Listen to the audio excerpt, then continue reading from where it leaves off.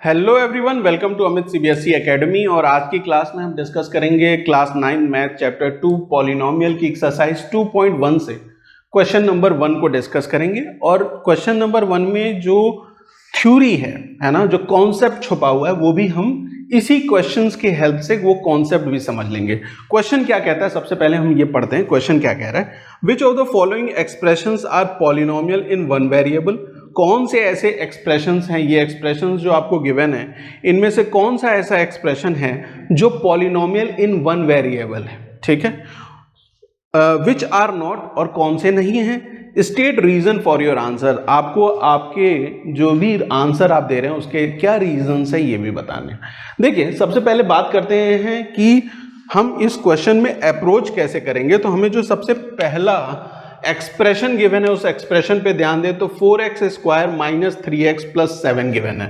क्या गिवन है हमें, 4x square minus 3x plus 7 given है। एक पार्ट को समझ लीजिए अच्छे से, बाकी पार्ट आप अपने आप इजीली कर पाएंगे। देखिए, जो ये प्लस एंड माइनस साइन है, ये प्लस और माइनस साइन, ये क्या करती है, टर्म्स को अलग अलग बांटती है। ठीक है, जैसे यहाँ पे माइनस एक्स है तो वो किनको अलग अलग सेपरेट कर रही है, 4x स्क्वायर और 3x को। यहाँ पे प्लस साइन है, वो किसको सेपरेट कर रही है, ये 3 माइनस 3x, और इस 7 को अलग अलग कर रही है। तो ये क्या, माइनस और plus sign as a separator use हो रहा है ना। वो क्या करता है, इन टर्म्स को अलग अलग पार्ट में डिवाइड कर देता है। ठीक है, ये टर्म्स को अलग अलग पार्ट में डिवाइड कर दिया। पहला टर्म ये हो गया, दूसरा टर्म ये हो गया, और तीसरा टर्म ये हो गया। अगर ये एक्सप्रेशन अगर पॉलिनोमियल है तो हर टर्म को क्या होना होगा, पॉलिनोमियल होना होगा। कोई भी टर्म अगर पॉलिनोमियल नहीं है तो ये एक्सप्रेशन क्या होगा, पॉलिनोमियल नहीं होगा।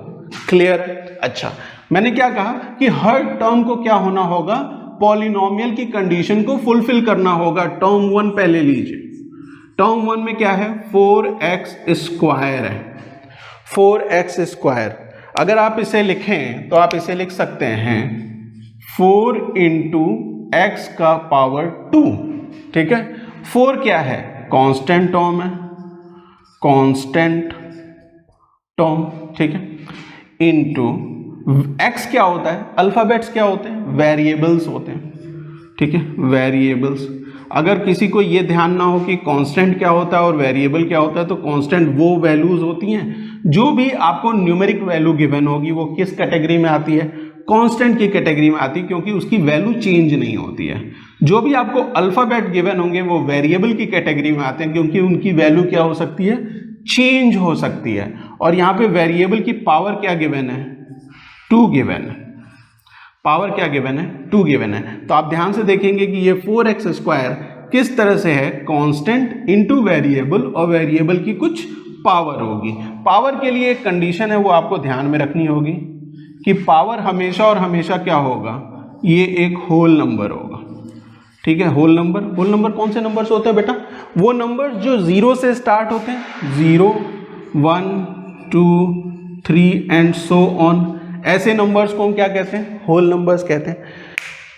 तो कोई भी ऐसा एक्सप्रेशन, कोई भी ऐसा टर्म अगर वो कांस्टेंट इनटू वेरिएबल और वेरिएबल की पावर होल नंबर के तरह से हो, तो हम उसे क्या कहेंगे कि ये एक पॉलिनोमियल है। क्या है ये, पॉलिनोमियल है। क्लियर हो गई बात। टर्म 1 क्यों पॉलिनोमियल है, क्योंकि कांस्टेंट है, कांस्टेंट का मल्टीप्लिकेशन वेरिएबल के साथ x, और x की पावर क्या है, 2 क्या होता है, होल नंबर। तो ये 4x स्क्वायर क्या हो गया, एक पॉलिनोमियल हो गया। यहाँ पे गिवन है माइनस 3x, T2 में, टर्म 2 में क्या गिवन है, माइनस 3x। माइनस 3 क्या है, what is this, minus 3 is a constant. x क्या है, x एक वेरिएबल है।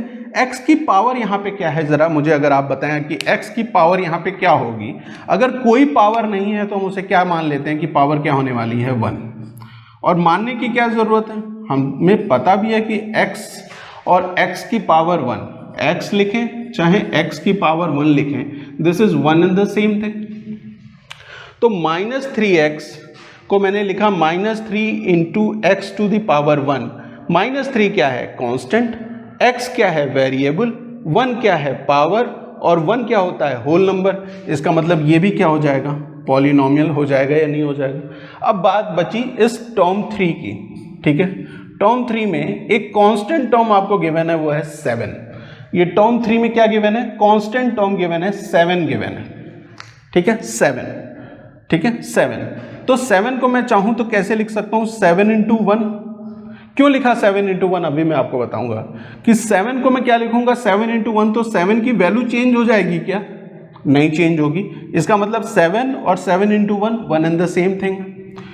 ये 7 क्या है कांस्टेंट है, ये 1 की जगह अगर मैं वेरिएबल की कुछ पावर के फॉर्म में लिख सकूं तो ये भी क्या हो जाएगा एक पॉलिनोमियल हो जाएगा या नहीं हो जाएगा। तो मैं बताइए आप मुझे कि x टू द पावर 0 क्या होता है 1 होता है, y टू द पावर 0 क्या होता है 1 होता है। ये चीज़ हमने पहले से पढ़ रखी है। कोई भी वेरिएबल होगा अगर उसकी पावर 0 है तो उसकी वैल्यू क्या होती है 1। तो इस 1 की जगह पे यहाँ पे सारे वेरिएबल्स x हैं, तो मैं यहाँ पे क्या लिख सकता हूँ x टू द पावर 0 लिख सकता हूँ या नहीं। तो ये 7 into x to the power 0, तो ये कांस्टेंट हो गया, ये वेरिएबल हो गया, वेरिएबल की पावर 0 हो गई और 0 क्या है होल नंबर है। तो इसका मतलब ये भी क्या हो जाएगा 7 भी क्या हो जाएगा, ये भी क्या है एक पॉलिनोमियल है, ठीक है पॉलिनोमियल है। क्लियर। देखिए आपका टर्म 1 भी पॉलिनोमियल हुआ, टर्म 2 भी पॉलिनोमियल हुआ, टर्म 3 भी पॉलिनोमियल हुआ। तो ये पूरा जो एक्सप्रेशन गिवन है, ये पूरा एक्सप्रेशन, इसे आप क्या कहेंगे कि ये एक पॉलिनोमियल है, ठीक है। रीजन समझ में आ गया, रीजन समझ में आ गया, ठीक है। तीनों टर्म्स पॉलिनोमियल है तो ये क्या हो जाएगा पूरा एक्सप्रेशन पॉलिनोमियल हो जाएगा। क्वेश्चन में क्या पूछा हुआ है कि क्या ये पॉलिनोमियल इन 1 वेरिएबल है। जरा बताएं ध्यान से देख के कितने वेरिएबल्स का यूज हो रहा है, यहाँ पे कितने वेरिएबल्स का यूज हो रहा है। देखिए यहाँ पे क्या है x है, यहाँ भी क्या है x है और यहाँ कुछ नहीं है तो हमने x टू द पावर 0 माना था, तो यहाँ भी क्या हो जाएगा एक तरीके से x टू द पावर 0, तो यहाँ भी क्या है x है। तो ये क्या हो जाएगा ये पूरा एक्सप्रेशन पॉलिनोमियल इन 1 वेरिएबल, ठीक है। बात समझ में आ गई। तो इस तरीके से हम क्या करेंगे चेक करेंगे बाकी के बचे हुए भी कि वो पॉलिनोमियल हैं या नहीं सबसे पहले, और उसके बाद ये चेक करेंगे कि वो पॉलिनोमियल इन 1 वेरिएबल है या नहीं। तो फर्स्ट पार्ट आपको अच्छे से समझ में आ गया होगा। अब हम करते हैं सेकंड पार्ट को सॉल्व, ठीक है। सेकंड पार्ट को सॉल्व करते हैं। सेकंड पार्ट में हमें क्या गिवन है y square plus under root 2, ठीक है। कुछ स्टूडेंट्स को अंडर रूट देखते ही बहुत ज़्यादा डर लगता है, डरने की ज़रूरत नहीं है ना, डरने की ज़रूरत नहीं है। यहाँ पे क्या गिवन है सेकंड पार्ट में y square plus under root 2 given है, ठीक है। y square plus under root 2। y square को ये क्या है एक अलग टर्म है, ये एक अलग टर्म है, ये t1 हो गया मान लीजिए, ये टर्म 2 हो गया है ना, टर्म 1 टर्म 2। तो y स्क्वायर को आप चाहें तो लिख सकते हैं 1 इंटू वाई स्क्वायर और नॉट, और 1 इंटू वाई स्क्वायर क्या है कांस्टेंट 1 वेरिएबल y की पावर क्या हो गया 2 क्या होता है एक होल नंबर। तो ये वाला पार्ट क्या हो गया पॉलिनोमियल हो गया। अंडर रूट 2 है तो you can write under root 2 as what under root 2 into 1 की जगह पे आप क्या लिख सकते हैं y टू द पावर 0 लिख सकते हैं, under root 2 into y to the power 0। तो अंडर रूट 2 क्या है कांस्टेंट है, y क्या है वेरिएबल है, वेरिएबल की पावर क्या है 0, तो 0 क्या होता है होल नंबर। तो इसका मतलब ये वाला पार्ट भी क्या हो गया पॉलिनोमियल हो गया। इसका मतलब ये पूरा का पूरा ही क्या है एक्सप्रेशन पॉलिनोमियल है या नहीं, ठीक है। ये क्या है पॉलिनोमियल है या नहीं। अच्छा अब पॉलिनोमियल तो हमने बता दिया, अब हमें क्या बताना है ये पॉलिनोमियल इन 1 वेरिएबल है या नहीं। बताएं जरा कितने वेरिएबल्स का यूज है, सिर्फ y का ही तो यूज है, ठीक है। यहाँ भी y है और यहाँ पे 1 है तो उसको मैंने y टू द पावर 0 कर दिया, तो यहाँ भी y है। तो इसका मतलब ये क्या है पॉलिनोमियल इन 1 वेरिएबल, ठीक है। बात समझ में आ गई, समझ में आ गई बात। अच्छा अब आते हैं थर्ड पे, ठीक है। थर्ड पार्ट पे आते हैं, देखते हैं थर्ड पार्ट को हम कैसे सॉल्व कर पाएंगे। थर्ड पार्ट में हमें गिवन है 3 under root two 3 under root t plus t under root two plus t under root two. देखिए क्या गिवन है, 3 under root t plus t under root two.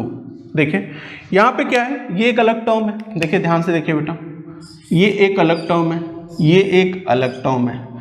3 under root T, क्या ये एक polynomial है?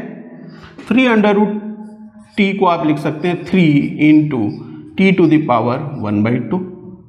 जब भी अंडर रूट होगा तो उसका मतलब क्या होता है कि उसके ऊपर कितनी पावर होती है। देखिए अगर a अंडर रूट में है तो इसका मतलब क्या होता है, a टू द पावर 1/2। ठीक, क्लियर। तो यहाँ पे 3 अंडर रूट टी था तो मैंने उसे लिखा 3 into t to the power 1/2। 3 क्या है, what is this 3 is constant. t क्या है, t इज वेरिएबल। ठीक है, 1/2 क्या है, 1/2 इज पावर। चेक करके बताइए कि 1/2 क्या ये होल नंबर होता है? 1/2 क्या ये एक होल नंबर है? नहीं है, ये होल नंबर नहीं है। अगर पावर होल नंबर नहीं है तो इसका मतलब ये क्या होगा, पॉलिनोमियल ही नहीं होगा। अगर ये टर्म पॉलिनोमियल नहीं है तो बाकी चेक करने की भी जरूरत नहीं है, ये पूरा का पूरा क्या होगा, ये पॉलिनोमियल ही नहीं होगा। It is not a polynomial. ठीक है, ये क्या है, इट इज अ पॉलिनोमियल और not? No, it is not, because यहां पे जो ये t है, t की पावर जो वेरिएबल है, वेरिएबल की पावर क्या है, वो 1/2 है, अंडर रूट में है t। इसका मतलब ये क्या हो जाएगा, एक पॉलिनोमियल नहीं होगा, क्योंकि ये पॉलिनोमियल की कंडीशन फुलफिल नहीं कर रहा है। कौन सी कंडीशन फुलफिल नहीं कर रहा है, constant into variable, constant into variable to the power, इसके ऊपर कुछ पावर होगी और ये पावर क्या होती है, what this power is, power हमेशा होल नंबर होती है। होल नंबर मतलब 0 1 2 3 एंड सो ऑन, ऐसे नंबर्स। ठीक है, क्लियर है। तो थर्ड में क्या है कि थर्ड ये जो एक्सप्रेशन हमें गिवन है ये पॉलिनोमियल नहीं है। क्यों? क्योंकि ये पॉलिनोमियल की ये वाली कंडीशन फुलफिल नहीं कर रहा है। क्लियर। फोर्थ पार्ट पे है, फोर्थ पार्ट को सॉल्व करते हैं। फोर्थ पार्ट को देखिए, फोर्थ पार्ट में क्या गिवन है, y प्लस 2/y। ठीक है, क्या गिवन है, y प्लस 2/y। ये y डिनोमिनेटर में है। देखिए ये एक दूसरा टर्म है, ये एक टर्म दूसरा है, y ये एक अलग टर्म है और ये एक अलग टर्म है। तो y को तो हम लिख सकते हैं 1 into y to the power 1 के फॉर्म में। कोई दिक्कत यहां पे समझने में कि सर इसको y को 1 into y to the power 1 क्यों लिखा? अरे बेटा, y को अगर मैं 1 से मल्टीप्लाई करूं तो y तो y ही रहेगा और यहाँ कोई पावर नहीं है, तो मैं ये मान सकता हूँ कि y की पावर क्या है, 1 है, इसीलिए तो कोई पावर नहीं लिखी हुई है। तो ये y क्या हो जाएगा, कांस्टेंट इनटू वेरिएबल, वेरिएबल की पावर 1, पावर 1 मतलब होल नंबर, तो ये क्या हो जाएगा, ये तो पॉलिनोमियल हो गया। ठीक है, ये क्या हो गया, पॉलिनोमियल हो गया। ये टर्म 2 को चेक करिए, 2/y है, y डिनोमिनेटर में है, तो इसे हम क्या लिख सकते हैं, 2 into y to the power -1। क्या हो जाएगा ये, 2 into y to the power -1। बात समझ में आई? जब एक्सपोनेंट पढ़ा था हमने इससे पहले की क्लासेस में, तो ये सारी चीजें हमने पढ़ी थी कि डिनोमिनेटर में अगर है, देखिए इसे मैं लिख सकता हूं 2/y टू द पावर 1, और ये इसको जब मैं न्यूमरेटर में ले जाऊंगा तो ये क्या हो जाएगा, 2 into y to the power -1 हो जाएगा। -1 क्या होल नंबर होता है? नहीं होता है। इसका मतलब ये वाला पार्ट क्या है, पॉलिनोमियल नहीं है। अगर कोई भी एक टर्म पॉलिनोमियल नहीं है तो इसका मतलब क्या हुआ कि ये पूरा का पूरा ही क्या हो गया, पॉलिनोमियल नहीं हुआ। बात समझ में आ गई? y पॉलिनोमियल था, 2/y में ये y है, y की पावर क्या हो गई, -1, तो -1 क्या होता है, होल नंबर नहीं होता है। तो ये वाला टर्म पॉलिनोमियल नहीं है, इसका मतलब पूरा का पूरा एक्सप्रेशन ही पॉलिनोमियल नहीं है। तो हम लिख सकते हैं कि यहाँ पे ये 2/y क्या है वो पॉलिनोमियल की कंडीशन को फुलफिल नहीं कर रहे हैं। यहाँ पे पावर जो वेरिएबल के है वो -1 है और -1 होल नंबर नहीं होता है, तो इसलिए ये क्या है, एक पॉलिनोमियल नहीं है। ठीक है, बात समझ में आ गई। अच्छा, एक लास्ट पार्ट बचा हुआ है, बहुत ही सिंपल है। लास्ट पार्ट देखिए जरा ध्यान से, लास्ट पार्ट में क्या गिवन है? लास्ट पार्ट में गिवन है x to the power 10 plus y to the power 3 plus t to the power 50। ठीक है, कितने टर्म्स हैं यहाँ पे? 3 टर्म है। देखिए, एक टर्म, दूसरा टर्म और तीसरा term. x to the power 10 variable और वेरिएबल की पावर 10 है। वेरिएबल के आगे मैंने 1 से मल्टीप्लाई कर दिया, तो कांस्टेंट इनटू वेरिएबल और वेरिएबल की पावर 10। पावर 10 क्या होता है? 10 क्या होता है? होल नंबर होता है। इसका मतलब ये तो पॉलिनोमियल है। y क्यूब, ठीक है, y क्यूब, इसको भी मैं क्या लिख सकता हूं? 1 into y, constant into variable, variable की पावर 3, तो 3 भी क्या है? होल नंबर, तो ये भी क्या हो जाएगा? Polynomial. t to the power 50 को क्या लिख सकते हैं? 1 into t to the power 50। ठीक है, क्या लिख सकते हैं? 1 into t to the power 50। 1 constant, t variable और t की पावर 50। 50 क्या होता है? होल नंबर, तो ये भी क्या हो गया? पॉलिनोमियल हो गया। इसका मतलब ये पूरा एक्सप्रेशन क्या है? What it is a polynomial. ध्यान रखिएगा, क्वेश्चन में आपसे पूछा हुआ है कि पॉलिनोमियल इन 1 वेरिएबल, कितने वेरिएबल्स का यूज है? x, y, t, 3 वेरिएबल्स का यूज है। तो ये क्या है? पॉलिनोमियल इन 3 वेरिएबल्स, 3 वेरिएबल। तो क्वेश्चन में क्या पूछा था कि पॉलिनोमियल इन 1 वेरिएबल, तो ये तो 3 वेरिएबल का पॉलिनोमियल है। तो उम्मीद करता हूं आपको ये क्वेश्चन समझ में आ गया होगा कि किस तरीके से हम ये बता सकते हैं कि कोई भी अगर एक्सप्रेशन हमें गिवन है तो वो क्या एक पॉलिनोमियल है। अगर पॉलिनोमियल है तो उसकी क्या कंडीशन होंगी, नहीं है तो वो कंडीशन क्यों नहीं फुलफिल कर रहा है। और उसके बाद पॉलिनोमियल इन 1 वेरिएबल अगर चेक करना है तो हम ये चेक करते हैं कि कितने वेरिएबल्स का यूज हो रहा है। मिलते हैं नेक्स्ट वीडियो में जहाँ पे हम डिस्कस करेंगे क्वेश्चन नंबर 2 को। Thank you for watching.